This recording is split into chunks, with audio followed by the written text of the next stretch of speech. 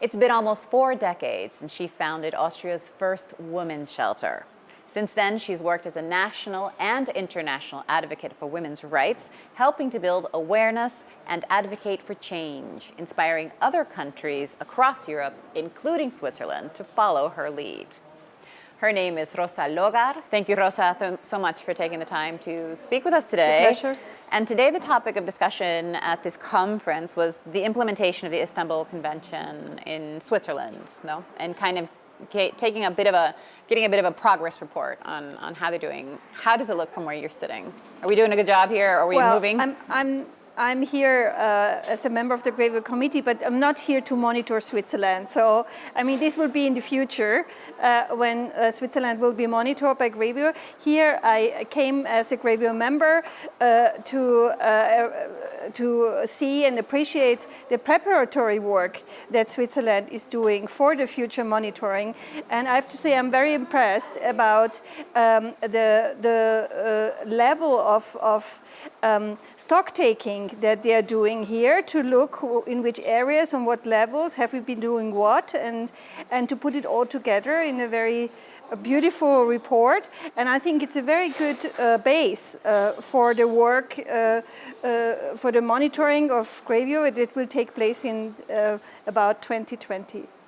I want to talk a little bit about Grevio in just a moment, but just to clear up for our audience that the Istanbul Convention is the Council of Europe Convention on Preventing and Combating Violence Against Women and Domestic Violence. Mm-hmm. So, of which Grevio is the monitoring body. Monitoring body, exactly. And there's what, 15 members? 15, yeah. Okay, and you're all female? No, there's men also. We have 2 men now in the committee. Okay. So we have been the first 10 experts, because before the 25th ratification we had 10 experts. After the 25th there were 5 more, so this is now the group we are. And now we have 13 female experts and 2 male experts. Okay, so how is your feeling in general as a member of Grevio? Is enough being done? Well, first of all, the convention was made and came into force because the Council of Europe, after for some years working in this area, saw that the violence against women and girls rate is still so high in European countries, and that it needs a stronger instrument, a more commitment. So out of this of this knowledge, of this analysis came the need to create such a legal instrument.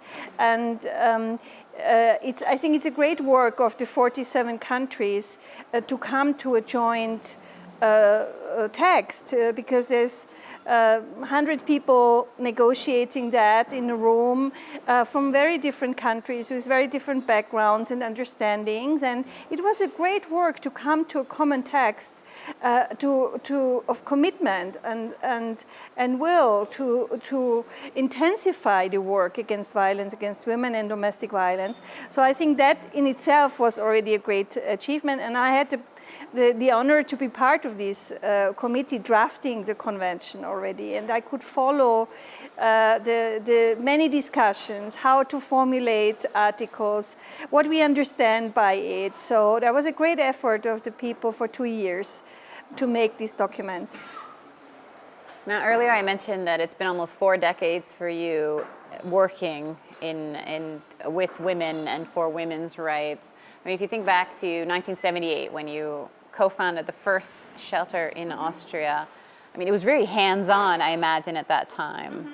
Mm-hmm. And now I feel like you do very different work. You do work on a very different level, more political, more, like you said, more discussions, more on this level. Do you miss a little bit of that hands-on? Well, I'm still doing that, because when I was 20 years, I was one of the founders of the first women's shelter. So it was really very young. We had no idea really. We had our enthusiasm, but I remember also when the older women came and we did the counseling and support, they were sort of suspicious. What is this young thing? She seems to be very engaged, but what can she tell me about life? So, but I mean, that's how it was, because nobody really wanted to start it work because we didn't know would we have funding or not.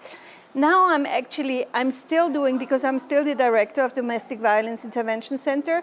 We serve about 6,000 survivors a year with a team of 35 women. And so I'm still very much involved in this everyday work. And that's what I love about my work, because I can combine like the support of the women and the children with the international work. And I have to say, my energy comes from the people, comes from the women, from the children who are so brave to come to our center, tell their story, and we have the possibility to accompany them so that they're not alone in this difficult process. And that's where I get my energy from, and my courage, and my motivation to keep going with this work.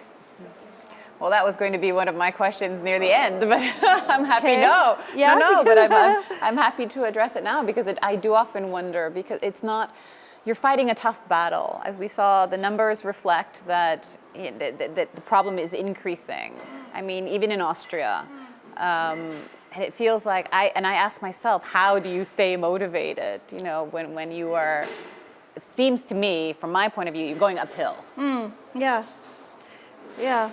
But you said you get it from the people that you help. Yeah, exactly. And also, you know, I mean, even if things are not good or sometimes really bad, also when you try to seek help and you face victim blaming and so, but what's really important for us when we become victims, because we all can become victims of violence against women as women, is that we have someone on our side that doesn't question what we did, that doesn't say, but why did you get in this situation, who is just on our side saying, this is not right, and you deserve the best help there is. That's already so important for each of us, I would say.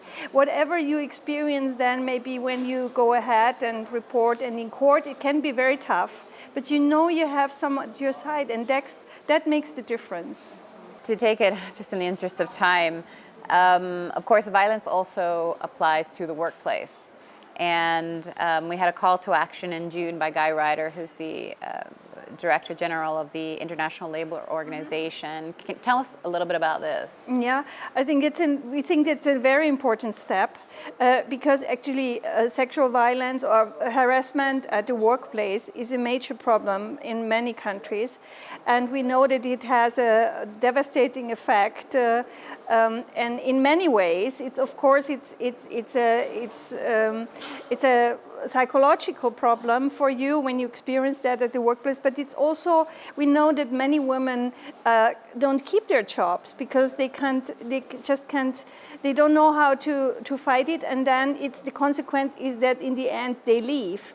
So it's a double discrimination that the women face, and I think this step is very, very important to make sure that the employers are absolutely on the side of the survivor and don't tolerate any form of sexual harassment at the workplace. Guy Ryder also emphasized this idea of tripartism, which is the bringing together of governments, employers, and workers, so everybody working together. Exactly, that's very important, because it cannot be done by one of these actors alone, so they have to work together, and the women have to know that the workplace is a safe place for them. Now, domestic violence, of course, it's not just physical, it's also emotional and economic. For example, when the partner controls the victim's access to money, how big a piece of the pie is this problem for you? Well, I mean, these forms of violence don't exist like next to each other. They often overlap. I mean, there is psychological violence, you can say, is always there when there's physical violence and sexual violence.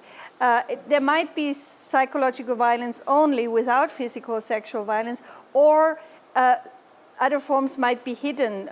For instance, sexual violence is also something that's very difficult to talk about, especially if it's in a partnership. I mean, we just don't, it's not the first thing we want to talk about, no? So psychological violence has many different facets. It ranges from calling a woman whore and degrading her to massive forms of psychological violence like coercion, control, threats, death threats, or deprivation of liberty. Women who are locked up at home and cannot leave. Sometimes they are locked up with the door open and they cannot leave because they cannot close the door. So there's many forms of psychological violence that often go also not regarded or not seen. And what are the signs that you would look for to know that someone is in an abusive situation? Well, you know, I mean, we know from now many years of working in this field that it's a process of awareness raising when you're affected by violence yourself, because you don't immediately maybe name it violence, yeah, because you don't want to see that, or you think it's normal, no? So first of all, you have to realize yourself that's violence. So another person can help you if it's in a very respectful way. I mean, we always have to be very respectful and attentive and see, well, listen, I'm really worried about that. Yeah? It's not good to blame someone or to accuse or to shame. That doesn't help us to talk about it. So to be very sensitive and very clearly non-judgmental is important. And what are the biggest obstacles for you at the moment that you see towards really helping make this situation better? Well, what we can see also in Grevio when we started to monitor that there is quite a lot of knowledge now about how to cure this disease, no, of violence against women and domestic violence. We have a lot of experience. We have tools. We know how laws should look like. So we know what to do, but we are often not doing it because there are not enough resources. It's under-resourced, the sector. There's not enough investment. So you cannot do as much as we would be able to do. It's like as if you have, you know how to cure a disease and you have maybe the medicine, but you cannot just no hospitals, the patients can come nowhere. So we are sort of not able to give the kind of help that would be needed because of underinvestment in the sector.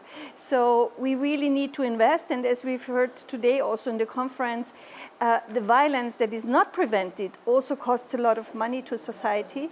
It costs a lot of harm, and it's injustice, and it's human rights violation first of all, but it's also costing money. And so if we invest, I would say, half of what it costs, we would already make big progress. And is anybody out there, any country specifically, doing it right? Well, I would say there are some countries who are investing more, but it's still everywhere. Underinvestment is the case everywhere. Okay, because I mean, I think, for example, in terms of, it's not violence per se, but equal pay, for example, is something that is being addressed in different countries. Yeah, more I mean, so. we know that in Europe, we know that there are some countries, especially the Scandinavian countries, who are better in equal pay. But even in that countries, there's still also violence against women. So, I mean, we have to work in both levels continuously. So the solution could be what? If you had a magic wand and you could come up with one solution, the solution would be to take what we have, to do what we need, what we know it's needed to do, and to, for instance, create jobs for 1,000 of women in a country like Switzerland, and men who would do awareness raising, campaigning, who would put a lot of effort in training people, in raising the awareness about this issue. With 1,000 people, jobs for young people, we could make a big difference.